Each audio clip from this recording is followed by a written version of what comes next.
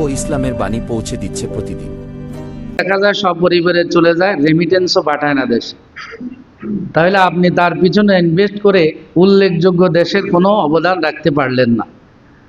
আপনার শিক্ষিত যুবকে আছে 17 লাখের উপরে, 17 লাখ শুধু শিক্ষিত, সার্টিফিকেট দাঁড়িয়ে। এদের নিয়ে কোনো ইনস্টিটিউট, গবেষণা কেন্দ্র নেই, গবেষণা করা হয় না। চিকিৎসা ক্ষেত্রে বলেন, ইঞ্জিনিয়ারিং ক্ষেত্রে বলেন, বৈজ্ঞানিক বিষয়ে বলেন, কোনো বিষয়ে উল্লেখযোগ্য কোনো গবেষণা আমাদের নাই, করতেও দেওয়া হয় না। এমনভাবে সিস্টেম ওয়াইজ আমাদেরকে দাসত্বের রাজ পরিণত করে রাখতে চাইছে, যেন আমরা অন্যের অনুগত করে থাকি, আমরা যেন নিজে স্বয়ংসম্পূর্ণ হতে না পারি। এটা বিজাতীয় পার্শ্ববর্তী দেশের একটা বড় কৌশল। কবে আর সচেতন হব আমরা? এই জন্য অহেতুক এবং বাজে কথা, কাজ, এটা থেকে পরিহার না করলে মমিন প্রকৃত অর্থে মমিনের সফলতা পাবে না। অনেক ভাই অনেক বিভিন্ন প্রশ্ন করে। একজনে আমাদের উস্তাদ মুফতি দেলাওয়ার সাহেব হুজুরকে, উনি যখন পাকিস্তান থেকে পড়ে আসছে, তো গাটলায় বসে বসে জামা কাচরাইতেছে, জামা কাপড় ধুইতেছে। তো বলতেছে, ভাতিজা আমি শুনছি তুমি অনেক উপর পড়াশোনা করে আসছো, আচ্ছা বলো তো এই খেজুর গাছ আর কদু গাছ কই থেকে আসছে? আচ্ছা আখেরাতে আপনারা জিজ্ঞাসা করবে যে কদু গাছ কই থেকে আসলো আর খেজুর গাছ কই থেকে আসলো। তো হুজুর কাকা, এটা আল্লাহ তাআলার সৃষ্টি। কোরআনে কারিমে খেজুর গাছের কথাও আছে, কদু গাছের কথাও আছে। কয় না হয় নাই। কত আপনি কন, আপনি যদি পারেন তাহলে আমার জিজ্ঞাসা করছেন কেন?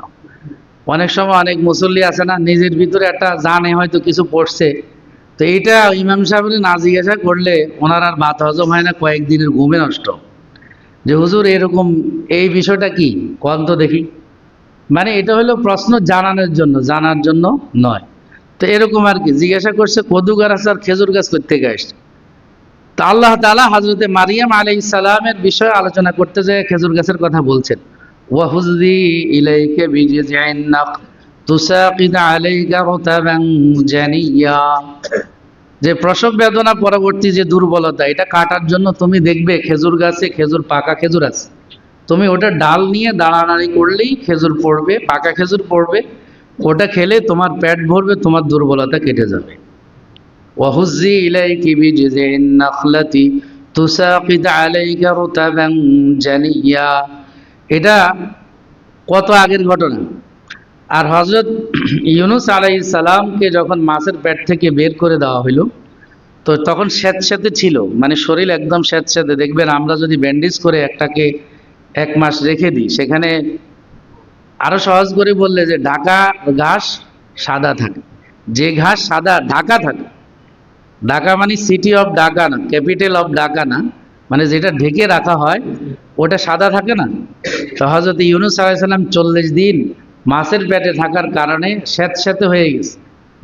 মশা মাছি ওনার গায়ে উঠলে উনি কষ্ট পাবেন বা উঠবে স্বাভাবিকত।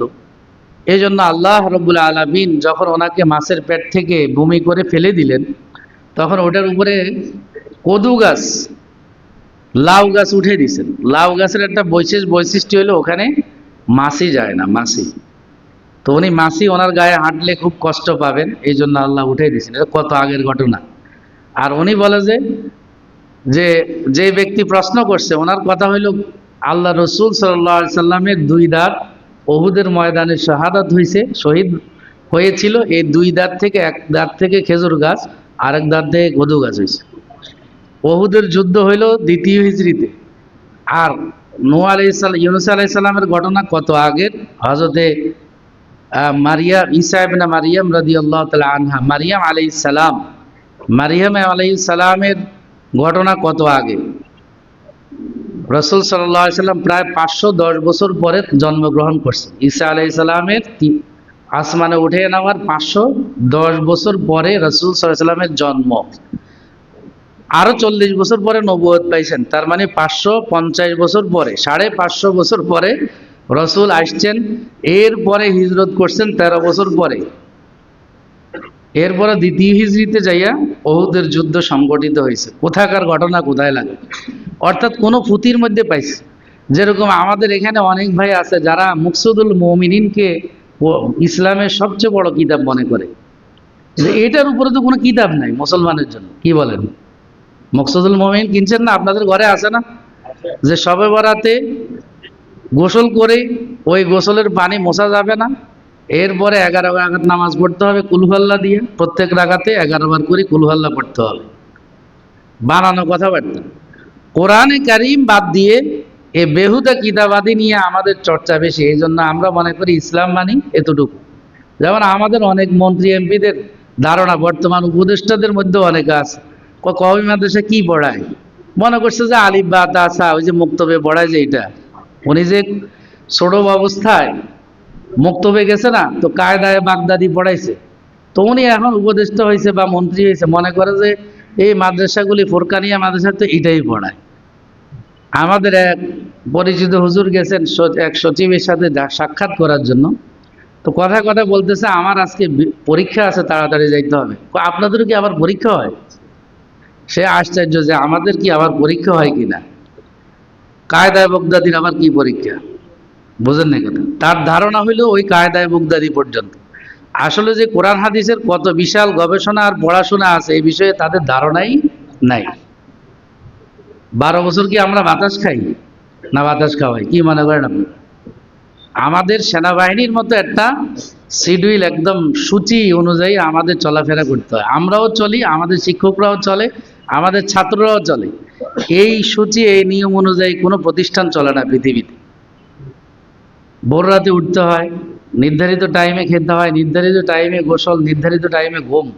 সেনাবাহিনীতে যে নিয়ম, আমাদের ছাত্রদেরকে আমরা ওই নিয়মে গড়াই, এবং আমরা ওস্তাদ হওয়ার পরও আমরাও ওই নিয়মে চলি। আমাদের জীবনের সাথে এটা অ্যাডজাস্ট হয়ে গেছে যে দিনে একটু ঘুমানোর একটা অভ্যাস।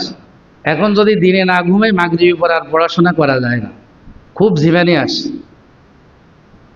এটা শরীরের সাথে অ্যাডজাস্ট হয়ে গেছে। তো এরা মনে করে যে যে এরা আর মাদ্রাসা আর কি পড়াশোনা করায়, এ আলিফ বা তা সা এটার জন্য আবার বুঝি পরীক্ষা হয়, এটা বুঝি আবার পড়াশোনা করতে হয়, কি বলেন? আলিফ বা তা সা পড়ে কোরআনে কারিমের এক একটা আয়াত আর এক একটা সূরা নিয়ে গবেষণা করলে হায়াত শেষ হয়ে যাবে, আর এটার গবেষণা শেষ হবে না।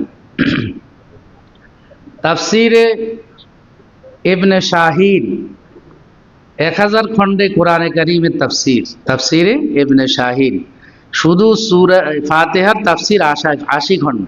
কোন সূরার? যেটা প্রতি নামাজে পড়েন, সূরা ফাতিহার তাফসির কত খণ্ডে? 80 খণ্ডে লিখছেন। শুধু বিসমিল্লাহর তাফসির হলো 25 খণ্ডে। হাদিসের কিতাবগুলির মধ্যে কত বিশাল বিশাল হাদিসের কিতাব আছে। এখানে দেখছেন 52 খণ্ডের একটা হাদিসের কিতাব, এখন উপরে নিয়ে গেছে। এখানে ছিল কয়েক বছর।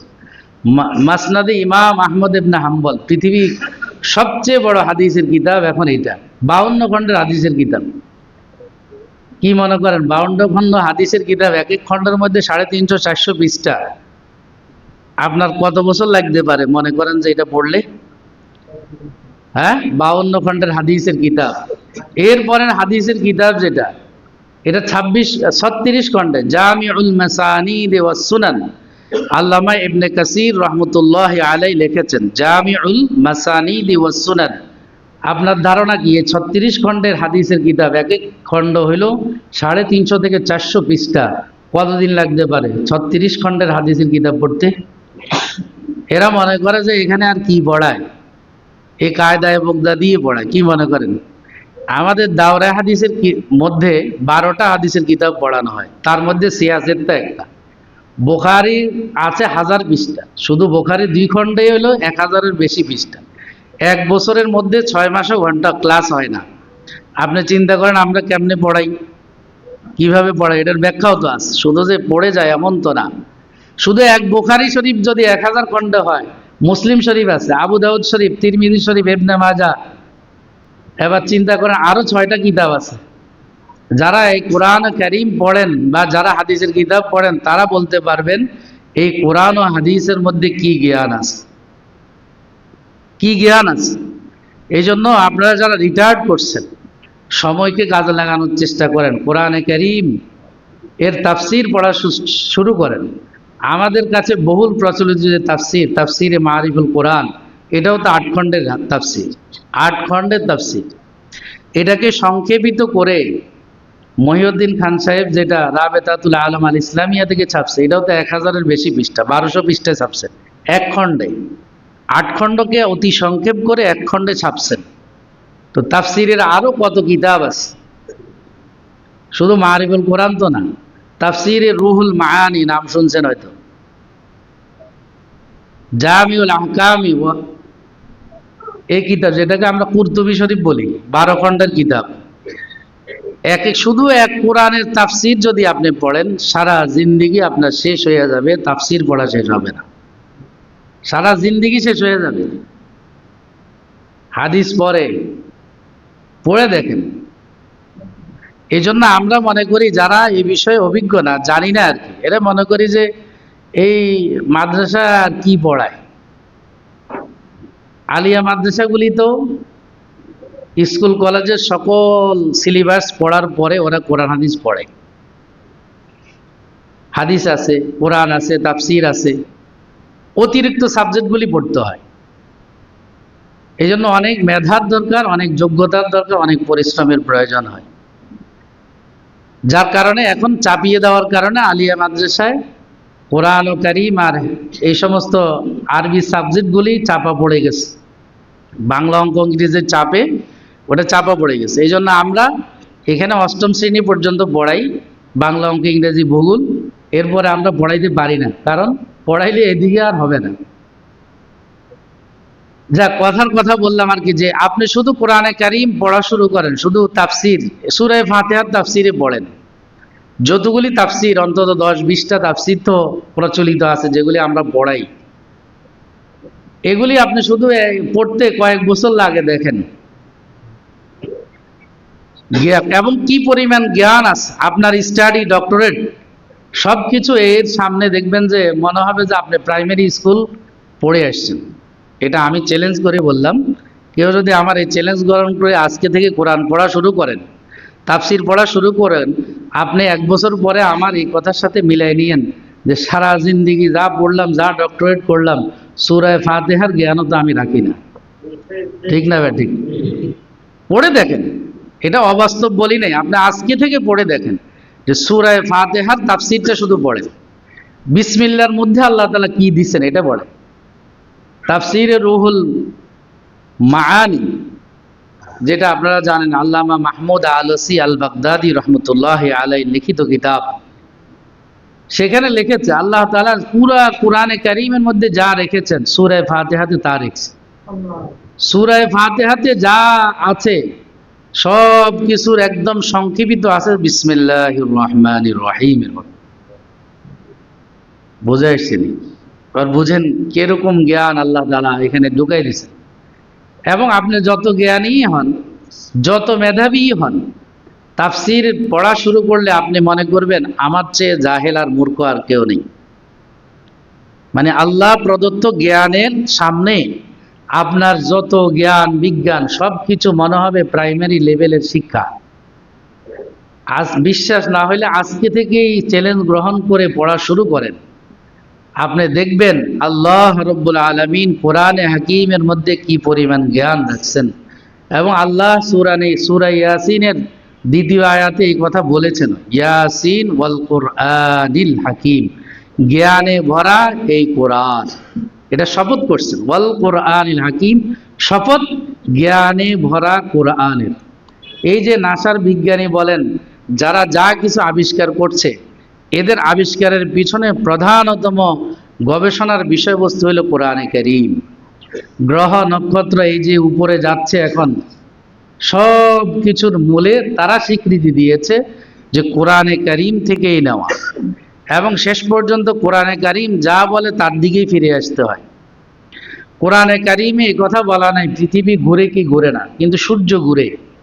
বিজ্ঞান একবার বলে সূর্য ঘুরে, আবার কয় পৃথিবী ঘুরে, সূর্য ঘুরে না, পরে কয় না দুটোটাই ঘুরে। আমার আপনার কোনো লাভ নাই। যেরকম চাঁদে যাইয়া কয়েকটা প্রস্তর পাথর নিয়ে আসছে, কোটি কোটি টাকা, বিলিয়ন বিলিয়ন টাকা খরচ করে চাঁদ আবিষ্কার করছে।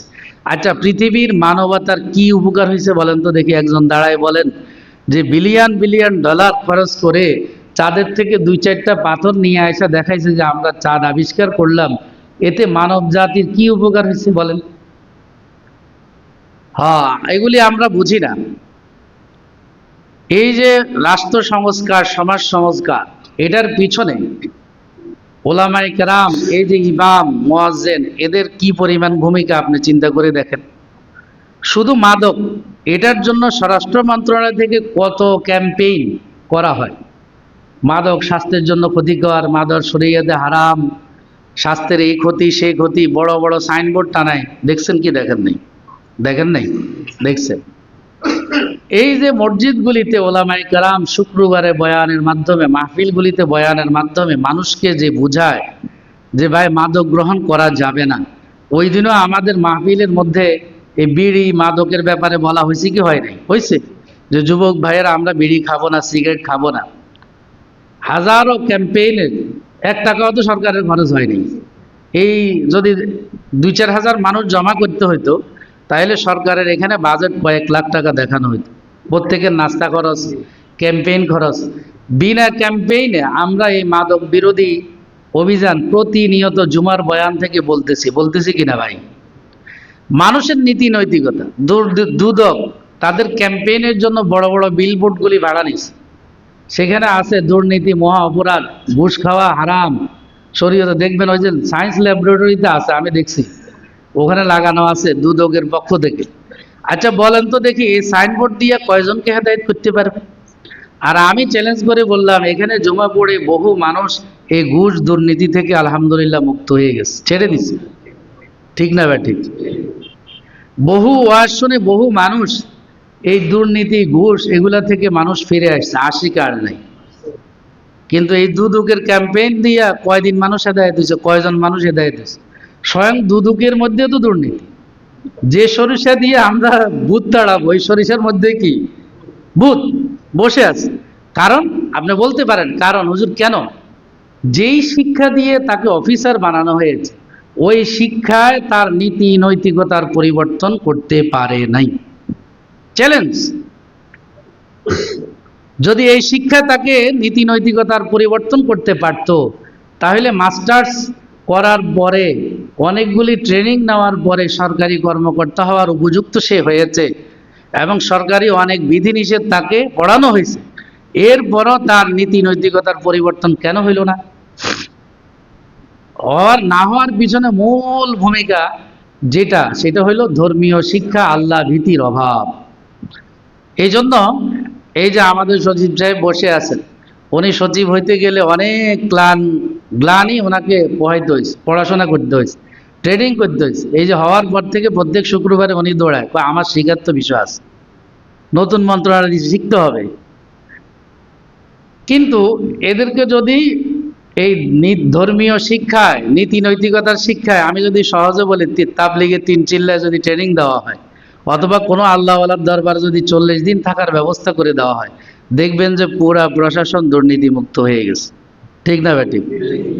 এখনো যারা আছে, যারা এই সমস্ত দুর্নীতি মুক্ত জীবন যাপন করে, তাদের মধ্যে ধর্মীয় অনুভূতির প্রভাবেই বেশি। এই কারণেই করে না, শুধুমাত্র ধর্মীয় প্রভাবের কারণে। এই জন্য এই মসজিদ, মাদ্রাসাগুলি এবং এই জুমার খুতবাগুলি, ওয়াজ মাহফিলগুলি রাষ্ট্র গঠনে তাদের বড় একটা ভূমিকা রাখে, সবসময় রেখে চলছে, এবং যতদিন এটা চালু থাকবে ততদিন পর্যন্ত এই ভূমিকা থাকবে। ঠিক না ভাই? ঠিক। এখন এই যে এখানে 1000 মানুষ আপনারা একত্রিত হয়েছেন, সরকার যদি এই দুর্নীতি বিষয়ক একটা ক্যাম্পেইন এখানে করতো, বা মাদক বিরোধী একটা ক্যাম্পেইন এখানে করতে হইতো, পার হেড তার বাজেট দিতে হবে কমসে কম 1000 টাকা। তাহলে 1000 মানুষের এখানে তো 1 লাখ টাকা খরচ করতে হইতো, আরো বেশি করা লাগে। কিন্তু আপনারা বিনা পয়সা আসছেন, আরো যাওয়ার সময় দান বক্সে কিছু দিয়ে যাবেন। ঠিক না ভাই? ঠিক। কি জন্য আসছেন? আল্লাহর ভয়ে, আল্লাহকে পাওয়ার জন্য, দ্বীনের এই অনুভূতি নিয়ে, আল্লাহর ভয় নিয়ে এখানে আসছেন। এই জন্য এটা বড় একটা চালিকা শক্তি। এটা মানুষের জীবনে, মানুষের ব্যক্তি জীবন, সমাজ জীবন, রাষ্ট্রীয় জীবনে বড় নিয়ামক ভূমিকা রাখে। যদি মানুষের পরিবর্তন, সমাজের পরিবর্তন করতে হয়, তাহলে অবশ্যই তার মধ্যে আল্লাহ ভীতি ঢুকাই দিতে হবে। কি করতে হবে? ধর্মীয় অনুভূতি ঢুকাই দিতে হবে। ধর্মীয় অনুভূতি, ধর্মীয় চেতনা যদি মানুষের মধ্যে জাগ্রত না করা যায়, কোনো কিছু দিয়েই সম্ভব হবে না। রাষ্ট্রীয় আইন থাকবে, এটা তো অবশ্যই থাকবে, ইসলামী শরীয়তও আছে যে চুরি করলে হাত কাটা যাবে। এখন অনেকে বলে না হুজুর আপনারা যদি ইসলামী হুকুমত কায়েম করেন তাহলে তো আমাদের হাত কাটা যাবে, আপনি চুরি করেন না। এগুলো চোরগুলাই বলে আর কি। আবার ভীতি সৃষ্টি করে কি, যে মহিলাদের সবাইকে বোরকা পড়তে হবে। তো বোরকা তো হইলো তার নিরাপত্তার জন্য, না পড়লে সে ক্ষতিগ্রস্ত হবে, আমাদের তো দোষ নেই।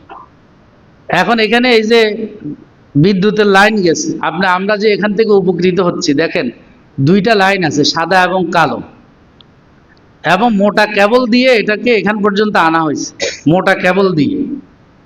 কালো একটা কেবল দিয়ে এখান থেকে নামাইয়া তারপরে সংযোগ দিয়া এখানে আনার পরে লাইট জ্বলতেছে, আমরা উপকৃত হইতেছি। ডাইরেক্ট যদি ওই যে 32,000 এই ওখান থেকে যদি সরাসরি দেওয়া হইতো, মাঝখানে যদি ট্রান্সফরমার না থাকতো, এটাকে নিয়ন্ত্রণ করার শক্তি না থাকতো, তাহলে কি এই বিদ্যুৎ থেকে উপকৃত হওয়ার কোনো সুযোগ থাকতো আমাদের? থাকতো না তো। ফ্যানও চলতো না, লাইটও চলতো না, এসি দেওয়ার সাথে সাথে ফুটে যেত। ঠিক দুনিয়াটাও এরকম, শৃঙ্খলার মধ্যে থাকতে হলে আল্লাহর বিধানকে মাথা পেতে নিতে হবে, তাহলে মানুষ শৃঙ্খল জীবন যাপন করবে। এই জন্য দেখবেন যে রাষ্ট্রীয় অনেক কিছু আছে। এরপরও আমেরিকাতে আমাদের রিপোর্টে আমি পড়ছি, আমি তো আর যাই নাই, সেখানে লেখছে যে 10 মিনিটের জন্য যদি কারেন্ট যায়, বিদ্যুৎ না থাকে, তাহলে চুরি ডাকাতির মহা উৎসব হয়ে যায়। আমাদের এখানে রফিক সাহেব উনি গেছেন কানাডা আমেরিকাতে, তো বলে যে আমি যখন হাঁটতে বাইর হইতাম, তো আমার ছেলেরা বলতো যে বাবা দামি মোবাইল এবং ঘড়ি নিয়ে বের হওয়া যাবে না, কারণ তুমি এই হাঁটার ওয়াকওয়ের মধ্যেও যে কোনো সময় তুমি চিন্তায় হইতে পারো। আসেনি কোনো নিরাপত্তা নাই, কিন্তু নিরাপত্তা সবচেয়ে বেশি বিষ্টনী সেখানে দেওয়া আছে, নিয়ম নীতি সবচেয়ে বেশি তারা মানে। এই জন্য সব কিছুর চালিকা শক্তি হলো আল্লাহ তাআলার ভয়। কোরআনে কারীমের এই জ্ঞান, কোরআনে কারীমের এই জ্ঞান থেকে আল্লাহর ভয় আহরণ করার জন্য আল্লাহ তাআলা কোরআনে কারীম আমাদেরকে দিয়েছেন। আল্লাহ রাব্বুল আলামিন আমাদের সকলকে মুমিনের গুণাবলী অর্জন করে প্রকৃত মুমিন হওয়ার তৌফিক দান করেন। ওয়া আখির দাওয়ানা আলহামদুলিল্লাহ।